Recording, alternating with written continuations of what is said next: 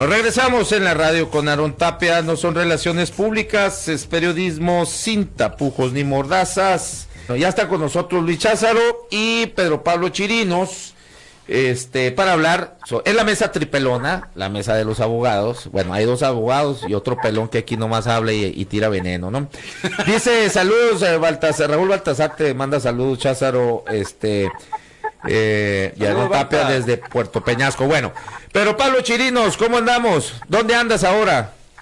¿Qué tal? Muy bien, pues fuera de la ciudad con el tema del examen para consejero del INE. Ah, sí. Como testigo de todas estas marchas de cosas que no se tocan. Edmundo Jacobo no se toca, el dólar no se toca, nada se toca, ¿no? Todo que se quede como está. Ni el dólar, Chirinos. Ni el dólar, pues ya lo dijiste tú en tu publicación de Facebook, ¿no? Ahí muy cómica, la verdad. No dudo que quieran articular ahí una marcha para que ahora el dólar cueste 25, 30 pesos y con eso estar a gusto. Sí. Pero pues, a ver, cada quien tiene su óptica y muy respetable. Pues sí, ¿no? Es que salen con la tarugada, de que con 18, 17 pesos que está el dólar no puedes comprar nada, ni un litro de frijol, de un kilo de frijol, ni un litro de leche, no sé qué. Pues sí, pero imagínense que el dólar estuviera como vaticinaron los genios, estos expertos de la economía como Chumel Torres y Carlos Loret de Mola, estuvieran 35 pesos, pues menos que íbamos a comprar, cabrón, ¿no? Así es. O sea, pero bueno, ya sabes. Son muchos factores, ¿no?, que se deben de analizar ahí. Sí es cierto que si el precio del dólar, el precio del peso más bien, porque lo que se ha apreciado es el peso, ¿no?, está en esas condiciones, algo se está haciendo bien. Lo que sí es cierto, y hay que analizar muchos fenómenos, ¿no?, como el caso de la pandemia, todo lo que pasó a nivel internacional, pues ha encarecido muchas cosas, pues sí es cierto también que el huevo está mucho más caro. Hay el porqué, la gripa aviar, ¿no? Exactamente, hay muchas razones ahí del por qué están pasando las cosas, pero definitivamente de que el precio de lo que viene siendo el dólar peso, pues está estable y hay que decirlo las cosas como son, pues. Así es. Bueno, pero Pablo Chirinos, tú eres el experto, el especialista en la materia. A ver, danos bueno, yo primero quisiera que pusieras en contexto al público, pero Pablo Chirinos, de los mitos y realidades de esta, porque se dicen muchísimas mentiras sobre el plan B, y quisiera que nos los aclare, como cuestiones como que desaparecen los representantes de distrito, el padrón va a estar en manos ahora de la Secretaría de Gobierno, ¿qué más? ¿Qué otras cosas? Que va a desaparecer la credencialización. Bueno, el servicio profesional de carrera, despidos masivos, etcétera, etcétera. Mira, y en esta ocasión, pero Pablo, primero que nada, ¿qué onda? ¿Cómo estás? Yo creo que sí hay que aclarar ahí que yo vengo nada más de fauna de acompañamiento para hacer apreciaciones, pero tú eres el experto, hermano, así que te toca tirar la primera bola. Échale. Bueno, pues ya me voy acostumbrando, ¿no? Pero con mucho gusto. Mira, a ver, quiero ser muy práctico porque en realidad esta discusión ha sido víctima de la propia naturaleza tecnificada de los asuntos que tienen que ver con la reforma. Grosso modo se puede decir que son 400 artículos reformados en más de 6 leyes, 100 derogados también, y están cambiando cuestiones que tenían 30 años que no se modificaban. Los medios de impugnación, por ejemplo, en la materia electoral, tenemos al fin una ley nueva que reclasifica las vías para reclamar los conflictos de una manera un poco más práctica y sencilla. Pero a ver, vamos a empezar por lo que a la gente le atañe, que es lo que dicen, a ver, ¿sí están haciendo mal o no? Se dijo lo de la Secretaría de Gobernación, que iba a tener ahora el control del padrón electoral. Eso no es así. La Secretaría de Gobernación no participa de ninguna manera en el tema de la reforma, como también es falso absolutamente que ya no te vayan a expedir la credencial para votar con fotografía. En la marcha, algunos incautos que no sabían, que fueron a defender al INE, no sabían ni de quién ni por qué, estaban espantados pensando que iban a correr a la gente de los módulos porque ya no les van a dar credencial para votar. Eso es absolutamente falso también, Aarón, ¿sí? No va a pasar nada con ellos. Ahora, decías tú, las juntas distritales, ¿qué ocurre con estos órganos del INE? Pues ocurre que ya no van a estar funcionando todo el tiempo, sino solamente durante el proceso electoral. Sí, había casas, contratos, personal que estaban los 3 años entre elección y elección funcionando de manera continuada, y ahora se va a volver a adelgazar ese gasto entre las elecciones para no estar, para poder ahorrar un poco de recursos y establecer la misma capacidad que ya tienen las juntas distritales durante el proceso electoral, que se les llama Consejo Distrital, que tienen que ser 300 en todo el país, uno por cada distrito federal. Estos van a entrar en proceso electoral con toda la normalidad y con toda la cotidianidad del mundo. El asunto aquí es que se está diciendo que se les está afectando a los trabajadores del INE, y eso es que sí efectivamente están llevando al ámbito de los contratos de confianza a trabajadores del conocido SPEN, Servicio Profesional Electoral Nacional, y están corriendo pues a una cuarta o hasta quinta parte del total de las más de 17,000 plazas que hay. ¿Sí? Yo creo que esto no es para prender las alarmas, sino que es consecuencia de esta perspectiva de los legisladores, mayoritariamente de Morena, hay que decirlo, que lo que buscan es reducir los gastos suntuosos que se ven todos los días en el Instituto Nacional Electoral. ¿Sí? Eso es, digamos, como que uno de los espíritus más grandes de la reforma legal, porque a nivel constitucional no hubo manera de mover el sistema político como se planteaba originalmente. Entonces, en realidad, no desaparece el INE, nada más hacen como una pequeña purga de los mandos mayores, de los mandos medios y puestos directivos, que ya presentaron sus renuncias hace 1 o 2 días, los de la Dirección General Ejecutiva, así como el secretario ejecutivo, que como se dijo, a ver, tiene muchos años ahí dentro del INE. 15 años. 15 años, dicen que es jefe del antes influyente Mario Fabio Beltrones. No sé qué tan vinculado a puede estar o no. Por cierto, el Mundo Jacubo es de acá, de Hermosillo, ¿no? Es Sonorense, hasta donde yo tengo entendido, igual que la anterior secretaria ejecutiva del INE, María del Carmen Alamín Figueroa, quien sí ampliamente es conocida por haber sido impulsada por Manlio para ese cargo, ¿sí? Entonces, de aquí yo lo que quiero decir es que esta diatriba pública y este enfrentamiento que hay está llegando a nuevos niveles, digamos, no antes vistos, porque frente a su inminente salida ya, Lorenzo Córdoba y Ciro Murayama están jugando un papel ya no de árbitro y mucho menos de imparcial, sino de confrontación en contra particularmente del partido que promovió todas estas reformas y cambios legales. Entonces ahí hay un activismo que rompe con la naturaleza independiente, imparcial, objetiva del Instituto Nacional Electoral, y quien está llevando al traste todos los trabajos del organismo es precisamente su presidente, Lorenzo Córdoba, con esta frustración que tiene de no poder hacer nada para seguir en el cargo, de no poder hacer nada para que la reforma no avance, de no poder hacer nada para no entregar esos puestos que le daban a la oposición una última un último área pertrechada para sostener sus campañas y operar con impunidad a la hora de fiscalizar las elecciones. Sí, yo creo que es muy positivo que se dé esta limpia en el Instituto Nacional Electoral, pero si cada quien se fija cómo está la confrontación de parte del árbitro, es el que está utilizando ya el discurso de odio y de las mentiras y de alterar los hechos de la realidad para confundir a la ciudadanía y defender un órgano que no es nada más de ellos, sino que es de todos, y a todos nos toca poner un granito de nuestra parte para mejorarlo, ¿no? Ya no entré muchos detalles más, pero a ver, nos podemos desglosar, Aarón, Luis, como ustedes vayan consultando, ¿no? Muy bien, bueno, vamos a ir a una pausa comercial y regresamos acá con la opinión y el análisis de Luis Cházaro. Bueno, no le cambie, regresamos en 3 minutos. Esto es En la Radio con Aarón Tapia. No son relaciones públicas, es periodismo sin tapujos ni mordazas. Porque ya estamos de vuelta acá en la Radio con Aarón Tapia. No son relaciones públicas, es periodismo sin tapujos ni mordazas.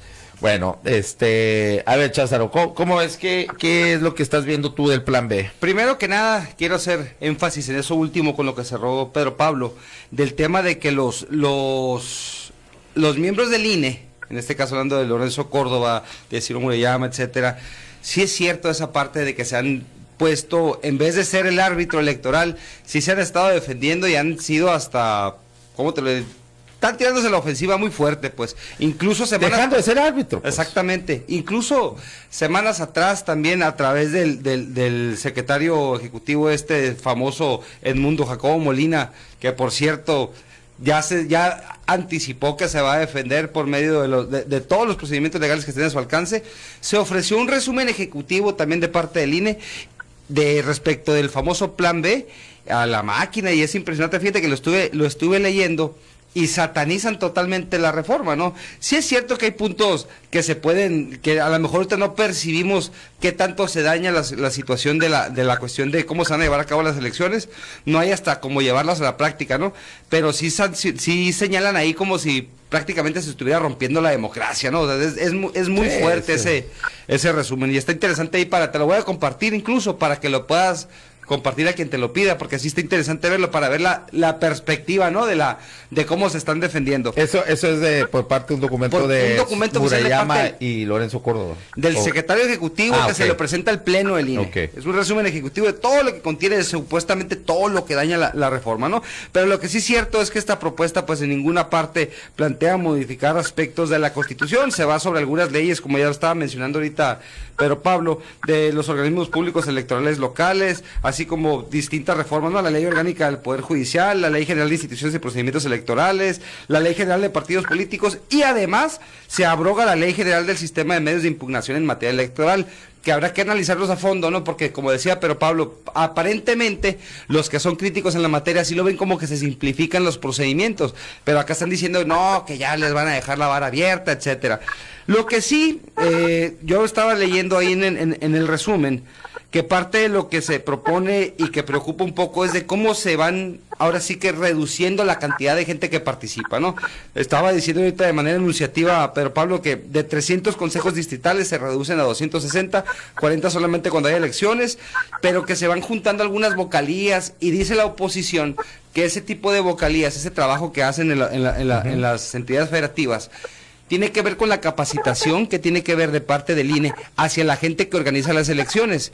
Y como se acortan tiempos también, se presume que no va a haber la suficiente capacitación para que los ciudadanos puedan llevar a cabo lo que viene siendo las elecciones. Acuérdate que los ciudadanos se hacen algún sorteo por parte del INE cada año que hay elecciones y se seleccionan al azar y los tienen que capacitar para que lleven a cabo las elecciones. Dicen que ahora con este tipo de funciones, en vez de que sean órganos colegiados, los van a hacer una sola persona y que se les va a concentrar mucho la chamba, y como se reducen los tiempos no van a tener tiempo para atenderlos, ¿no? Otro de los puntos claves también ahí, y que mencionaba Pedro Pablo, el tema de la famosa chamba que hacen los MACs, ¿no? Los módulos de atención ciudadana, que es donde la gente acude para tramitar su credencial para votar. La reforma plantea que los MAC deben instalarse preferentemente en oficinas gubernamentales, escuelas, centros de salud, donde, a decir también aquí, lo vuelvo a recalcar, de la misma gente del INE, no hay garantía de que exista la infraestructura informática, de transmisión y resguardo de datos personales. Entonces, si te fijas, trae cosas muy buenas y trae cosas que son debatibles, pero hasta no verlas en la práctica, o sea, yo no las puedo criticar, ya será ver cómo se llevan a cabo, cómo se manejan estos recursos. Otra cosa que es importante también es que no hay ampliaciones presupuestales. Todo lo que se van a venir a hacer ahora, todos los recortes, todo lo que se va a dar, tiene que hacer ajustarse con el presupuesto que ya está. Entonces, si llegaran a salir otras cosas, pues habrá que ver cómo le rascan, ¿no? Y lo otro, pues, ¿qué te diré? Pues una persona que tiene tantos años, ahora sí que gozando de un sueldazo, ese tipo de puestos que tienen todo el teje y maneje en el tema de las 161,000 pesos. Gana más que el presidente. Estamos hablando del secretario ejecutivo Edmundo Jacobo, ¿no? Así es. Que está pero aferrado a quedarse en el cargo después de, que tiene 15 años y que Lorenzo Córdoba, fíjate cómo son las cosas, ¿no? Están acusando un autoritarismo y el mayoriteo que hace Morena y sus aliados en los congresos. En las cámaras, perdón, legislativas, ¿no? y Lorenzo Córdoba en ese momento mayoriteó, tenía mayoría de consejeros aliados, y pasó ahí una reforma ahí hacia el interior del instituto para que el secretario ejecutivo, ahora en lugar de irse no sé si cuando era el 22. Hasta el 26 se iba a ir.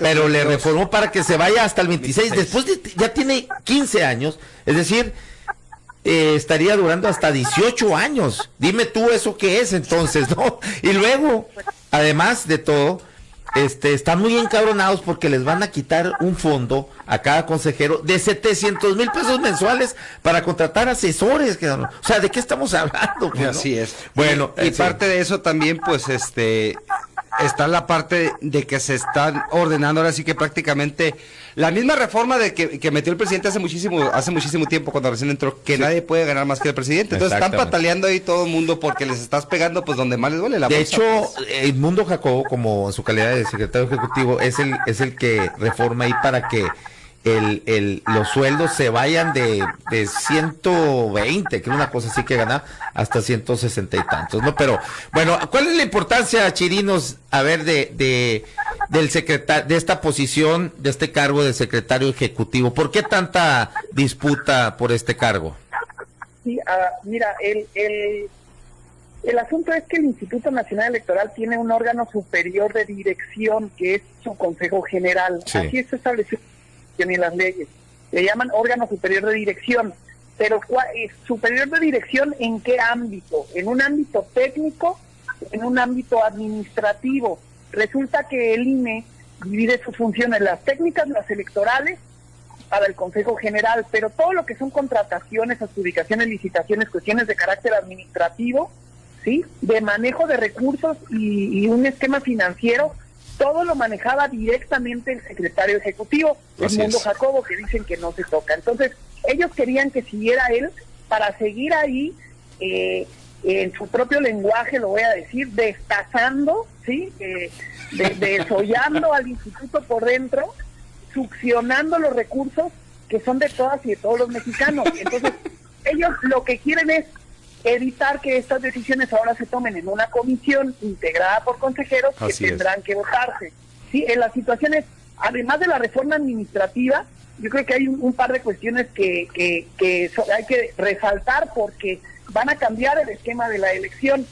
El cómputo de la elección no se va a hacer el miércoles siguiente al de la jornada electoral, sino que se va a hacer la misma noche de la elección. A partir de con esto se elimina el PREP, y eliminado el PREP, ya lo que esperemos es el resultado del proceso electoral al día siguiente de la jornada, ¿sí? O sea, ¿no va a haber PREP?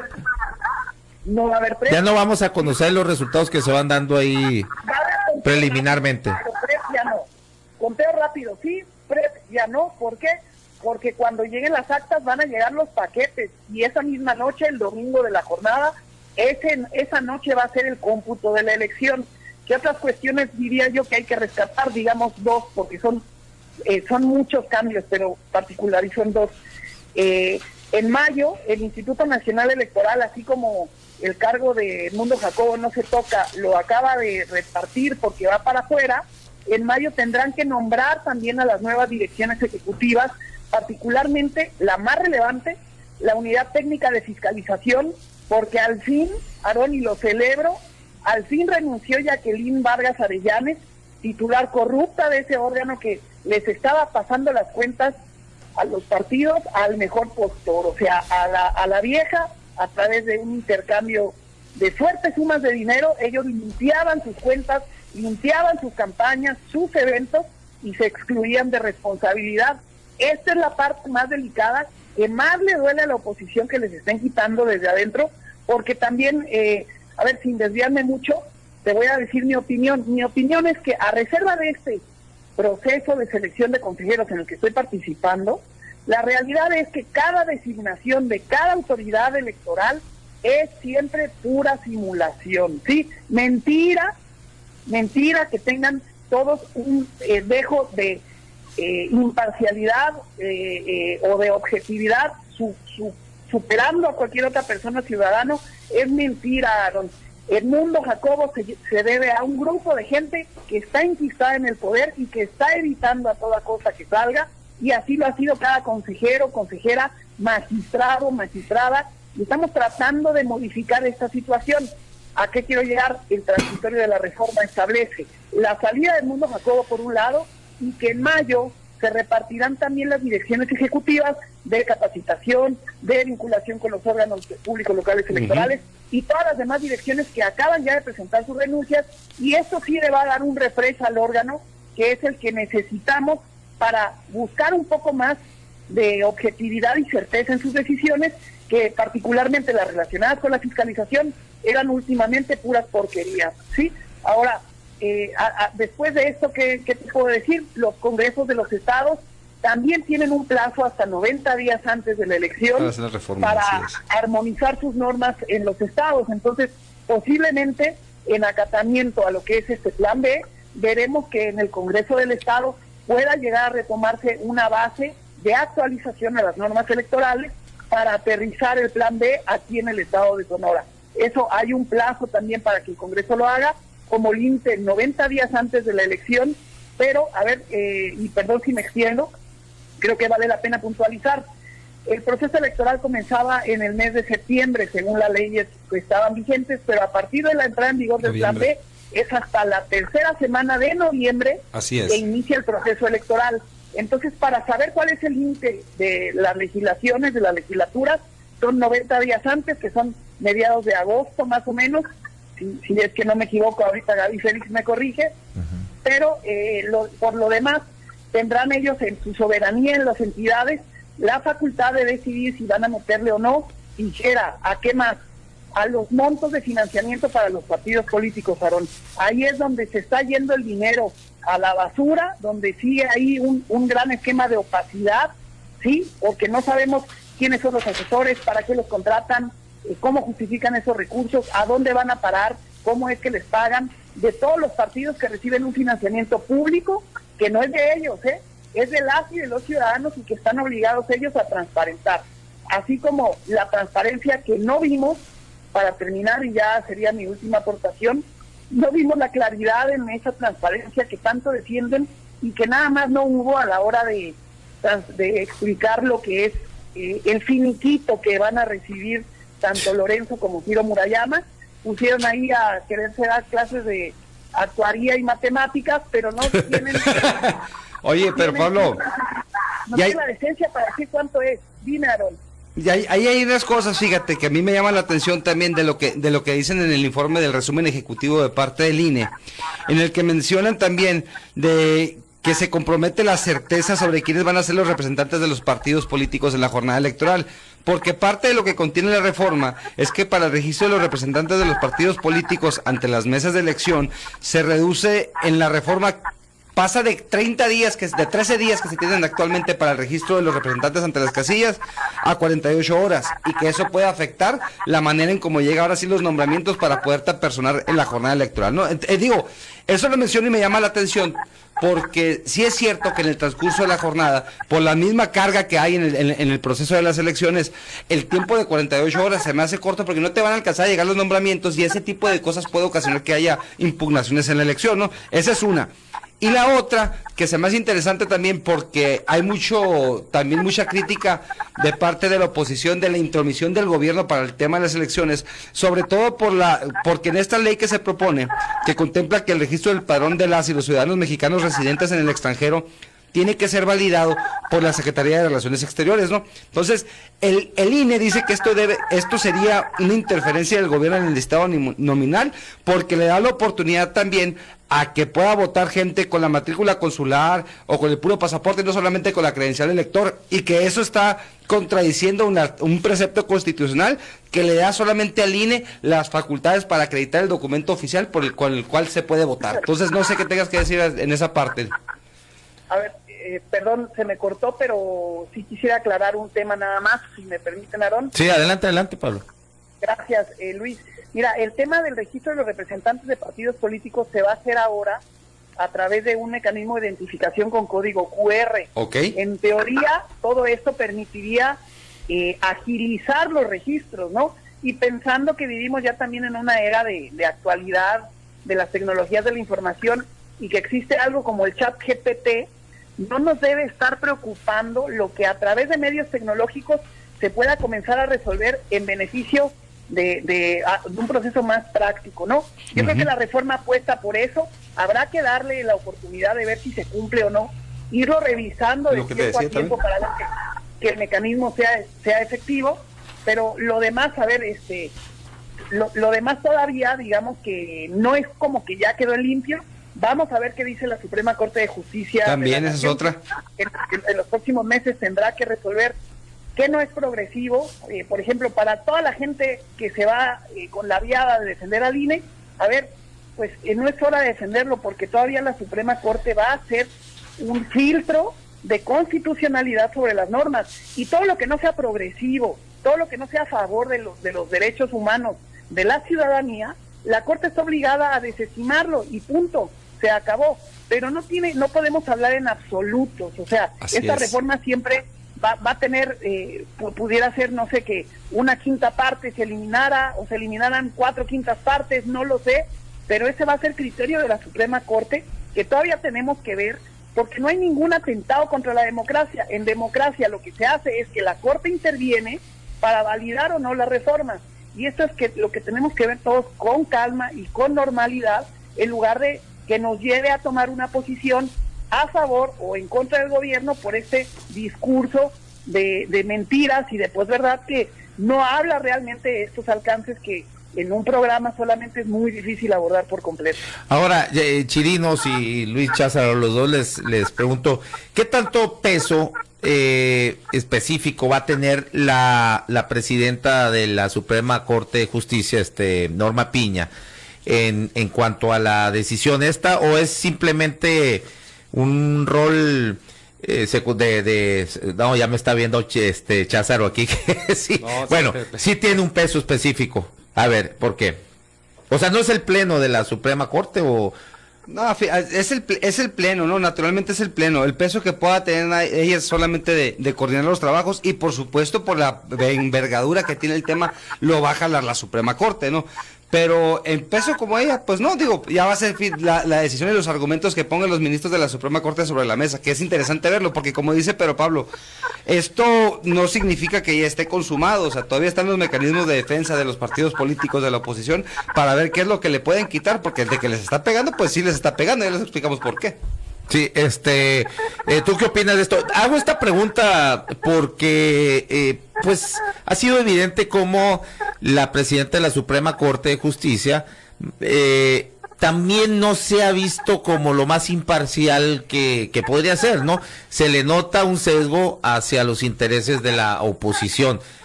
¿Tú qué opinas, Pedro Pablo Chirinos? Gracias, Aaron. Pues mira, podría rescatar lo que te mencionaba de designación de magistrados y consejeros electorales. Lo mismo observamos con la designación de los ministros de la Suprema Corte. Tradicionalmente han sido impuestos siempre a través de cúpulas, de intereses de grupo, y así cada gobierno, desde Fox hasta la fecha, tienen o guardan cierta representación ahí en la Suprema Corte. Yo no entregaría la decisión de validar o no la reforma a una presidencia con un sesgo político o no. Yo lo que creo es que la Suprema Corte trabaja con mecanismos muy escrupulosos, digamos, en cuanto a la resolución y trámite de acciones de inconstitucionalidad, porque ¿de dónde se va a agarrar la Corte para decir si es o no válido el cambio? Pues de los análisis de las reformas electorales y constitucionales que viene haciendo en todo el país, no solo en lo federal, sino también de las entidades federativas. Hay muchas cuestiones como, por ejemplo, lo de la cláusula esta de la vida eterna, que se eliminó efectivamente porque desde 2008 ya había sido invalidada por la Suprema Corte de Justicia. Entonces, hay un camino a la Suprema Corte que ya va, empedrando un poco esa parte de qué sí va a pasar y qué no va a pasar, y yo creo que esos criterios son los que nos deben de decir qué tan benéfica o no es la reforma, en lugar de por adelantado, pues amarrarnos el dedo y poniéndonos el guarache para no espinarnos, ¿no? Hay que darle ese margen a la autoridad, pero yo creo que sí debe de guardar una visión distinta de lo que debe de ser, por ejemplo, el INE. Imagínense si tuviéramos una Suprema Corte de Justicia igual que el INE, con un presidente enloquecido en contra de la oposición.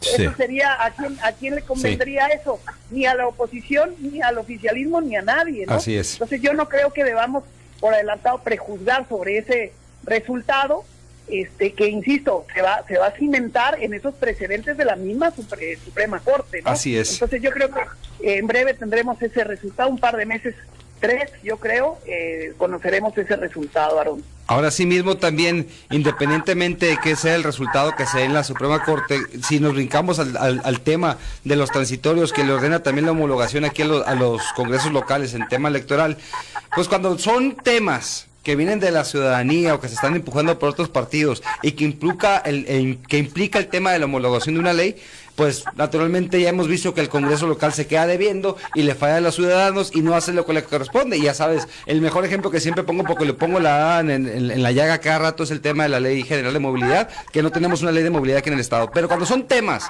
que vienen desde la presidencia, que vienen desde el Ejecutivo del partido que está en el poder, esas reformas, esas cosas que se necesitan salen inmediatamente. Entonces, es más, me atrevo a decir que aquí va a ser récord y va a salir de volada. Sí.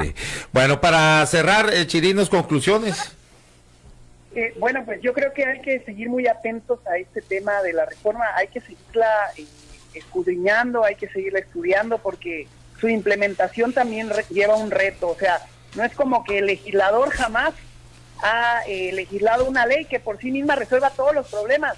La instrumentación de las leyes también es un reto en el que participamos todos, y es donde quieren que uno esté prejuzgando, y a mí lo que me preocuparía, para ser concreto, Aarón, es que todo este debate termine afectando en la participación ciudadana, sí, porque en realidad está encaminado nada más a socavar la voluntad de la gente de confiar en las instituciones y de ir a votar. Exactamente. ¿Qué es lo que más nos conviene como ciudadanos y como ciudadanas?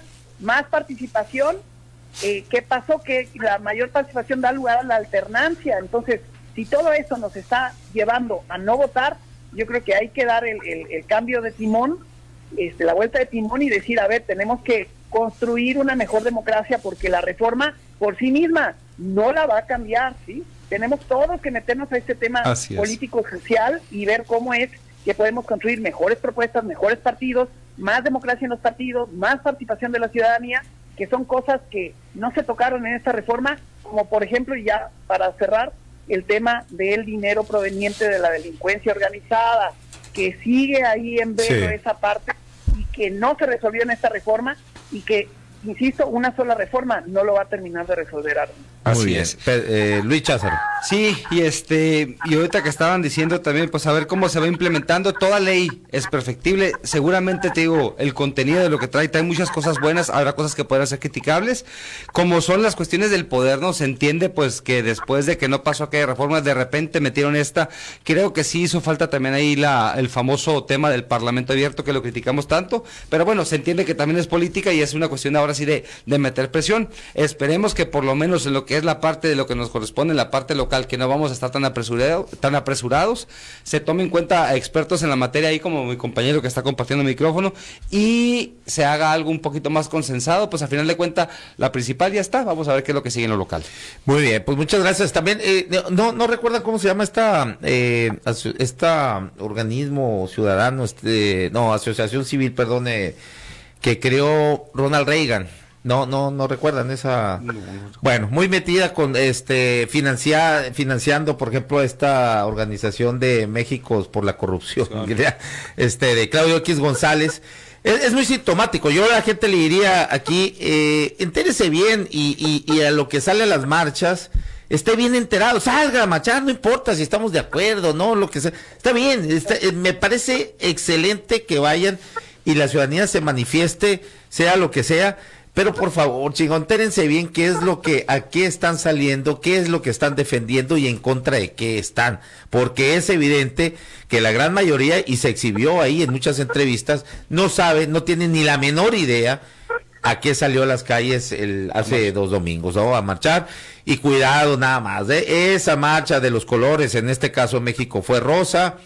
Están, lo digo por esta asociación creada por Reagan, que ha estado dedicada a financiar movimientos para derrocar ciertos regímenes, ¿no? En Ucrania, en Georgia, en Egipto, bueno, en varios países en vías de desarrollo. Y tiene muchos tintes de esto, ¿no? Ya nos estamos yendo a una cuestión más geopolítico, más hacia cosas que no alcanzamos a visorar de manera clara, pero bueno, hay que tener mucho cuidado, porque los mismos oradores, como Beatriz Pajés, infumable, el mismo José Ramón Cosío, híjola, bueno, en fin, y el mismo Claudio González y muchos más, hay que tener mucho cuidado, nomás hay que enterarse bien a qué salen a defenderse, ¿no? Pero bueno, muchas gracias, Pedro Pablo, y a estudiarle, cabrón, el que tiene que estudiar eres tú también, ¿eh? Nada sabe, nada teme. Órale, éxito. ¿Cuándo es el examen? Mañana a esta hora ya habrá concluido. Órale, bueno, ahí vamos a estar éxito. Éxito, Pedro Pablo. Gracias. Órale, gracias, Luis Cházaro, y gracias a todos ustedes por la sintonía. Mañana estamos acá, nos vemos y nos escuchamos por Zoom 95.5 de FM, la radio alternativa del desierto. Muchas gracias.